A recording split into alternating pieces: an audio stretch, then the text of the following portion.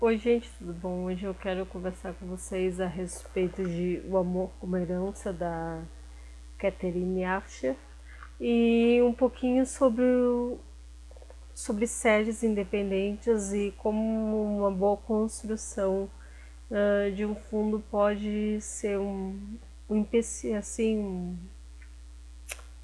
um incentivo para te continuar a leitura da série. Esse livro aqui, ele fala sobre um casamento arranjado, literalmente pelo rei João Sem Terras, depois uma descoberta de uma traição envolvendo ele. A história assim é bem simples, bem comum nesses romances de banca, não é nada surpreendente, não é nada enlouquecedor, nem nossa, inovador. É uma história de amor, mas é uma história de amor construído, diferente de muitos romances que acontece que os personagens se apaixonam num primeiro momento. Aqui tu tem uma construção bem grande. Uh, Tem alguns pontos da história em si que eu quero destacar. Talvez eu dê alguns spoilers, então me desculpa por isso, mas eu acho que é importante. A primeira coisa que eu quero destacar é que, sendo um casamento arranjado, nem o mocinho nem a mocinha, o Simon e a. Eu sempre esqueço o nome dela, a Isabelle, eles sabem o que um ou outro vai reagir perante as vicissitudes da vida, sabe? Eles não sabem como são o caráter um do outro, eles não sabem como são a forma ou a força de vontade um do outro.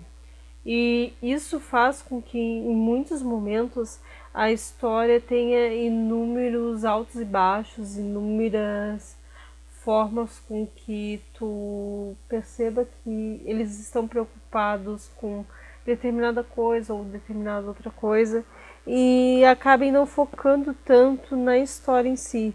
Mas a história em si ela é secundária nesse momento, porque aqui tu percebe que a autora ela pegou uma jogada de mestre ao fazer com que os personagens, além deles não se conhecerem, eles terem essa desconfiança mútua, e daí ela provocou uma série de situações até que esse amor seja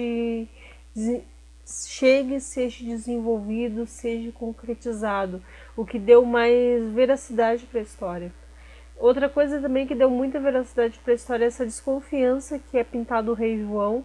Quem conhece um pouquinho da história inglesa sabe que ele foi um perseguidor da nobreza assim gigantesca, principalmente porque ele achava que ele não era digno, né, de estar ao trono. E isso em muitos momentos provocou revoltas assim da população, principalmente da população nobre, né? E diversas tramas, diversas tramóias, e aqui a autora soube representar muito bem, porque todas as cenas que ele aparece, ele acaba se tornando o papel, o projetor, assim, o principal daquela cena, e ele acaba desenvolvendo em nós assim aquele sentimento de desconfiança. Toda frase que ele diz, tu acha que ele está desconfiado daquilo ali. E tu acha qual será a atitude que ele vai tomar porque ele está desconfiado daquilo. E o que eu queria conversar com vocês, que eu dei 5 estrelas, eu favoritei esse livro, que eu gostei bastante assim. Provavelmente se eu tivesse um dia mais livre eu teria lido ele numa sacada assim. Apesar que ele tem muitos momentos e muitas frases que te faz parar e pensar, caraca, velho, é isso mesmo. O que eu queria conversar com vocês depois é sobre essa história de criar uma cena, criar um personagem numa série que não precisa ser lida em ordem. Dando um exemplo assim palpável, né, para vocês. Tipo, as Crônicas de Arthur, as Crônicas Saxônicas, as Brumas de Avalon. São livros a Game of Thrones são livros seriados que necessariamente precisa ler os livros em sequência para te entender muito bem a história.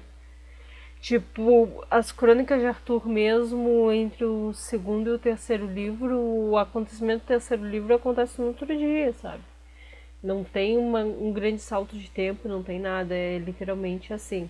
Mas nesses livros aqui, normalmente nessas séries aqui, tu tem um casal a cada livro e tu tem uma história que permeia esse casal.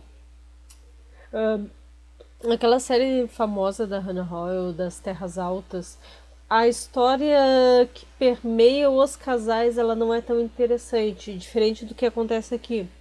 Aqui tu tem uma história que é um elo de amizade, que acontece no primeiro capítulo, né, no prólogo. E tu fica se pensando, tá, mas por que eles fizeram esse elo? Por que eles fizeram esse elo? Eu ainda estou atacada da rinite. E por que eles fizeram esse pacto? Porra.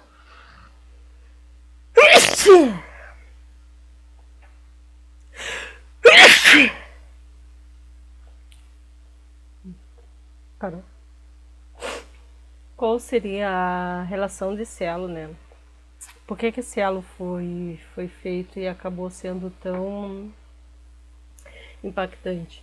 Aí quando tu vai avançando assim nos capítulos, depois de ter visto a traição, depois de ter visto o porquê que ele foi condenado a esse casamento e a essa prisão, né?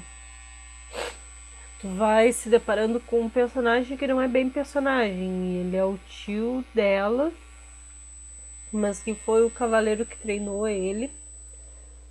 Porque eles são vizinhos de terras, né? Também teve esse porém de por que ele foi infringido a esse casamento. São vizinhos de terra, são inimigos. E tu tem esse personagem que é chamado de dragão aqui. E que ele acaba fazendo todo sentido nesse perneio. Tanto é que os próximos livros da série vão contar um pouco mais da história desse personagem que permeia a história, desse tio, né? E vão, pelo que eu li assim nas resenhas, e vai tentar dar uma costurada em tudo. Porque muita coisa ficou ponta solta porque a gente não tem a história desse tio. E aí que eu te falo que a autora aqui, ela teve, assim, a jogada de, tipo, marketing, de mestre, a jogada como autora, de construir uma história em cima de outra história, mas que essa outra história foi plano de fundo para a série dela e que acaba se transformando numa história que tu fica interessado. Tipo, eu fiquei louca pra procurar o segundo volume da série pra saber o que é que vai ser revelado. Porque assim, ela não só se preocupou em apresentar esse dragão, como ela também dá características para ele, dá situações para ele, dá envolvimentos de guerra para ele, de conflitos armados. Lembrando aqui que a gente está falando da época das cruzadas, né? Da cruzada mais famosa, que é a cruzada de Ricardo Coração de Leão, né? Que ele deixa o trono para tentar a conquista de Jerusalém. Tanto é que esse guerreiro aqui ele foi para Jerusalém, só que ele acabou voltando por conta que ele percebeu que o pai dele e o irmão dele faleceram, né? E ele precisava assumir as terras, né? E então tu tem essa história, tu tem esse permeio todo aqui dentro e tu fica, nossa, eu preciso saber o que vai acontecer aqui de resto. Eu preciso encarar isso daqui. E é isso, sim. Eu espero muito que vocês tenham gostado. Peço desculpas pelos espirros, mas assim, é inevitável.